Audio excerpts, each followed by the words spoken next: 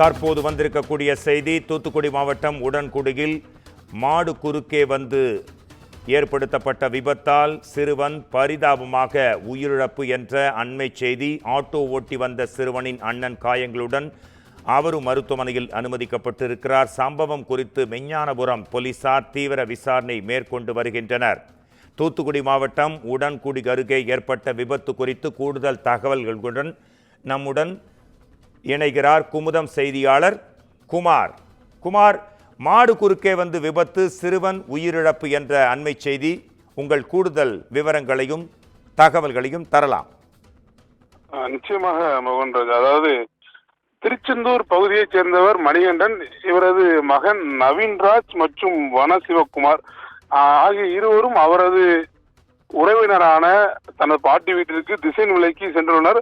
இவர்கள் உடன்குடி அருகே தாங்கியூர் பகுதியில் தங்களது சொந்தமான ஆட்டோவில் சென்ற போது அந்த தாங்கியூர் பகுதியில் ஆட்டோ மாடு மீது மோதியதாக கூறப்படுகிறது. இதில் ஆட்டோ கவிழ்ந்து விழுந்ததில் மணிகண்டன் அவரது மகன், இளைய மகன் வன சிவகுமார் என்பவர் படுகாயங்கள் பட்டுள்ளார். தொடர்ந்து அங்கிருந்தவர்கள் அவர்களை மீட்டு அரசு மருத்துவமனைக்கு அனுப்பி வைத்துள்ளனர்.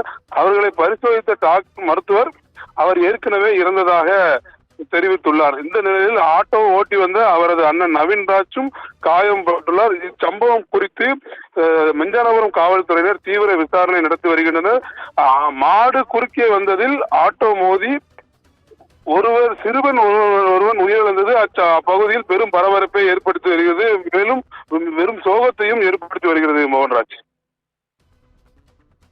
நன்றி. உங்கள் கூடுதல் தகவல்களுக்கு நன்றி குமார்.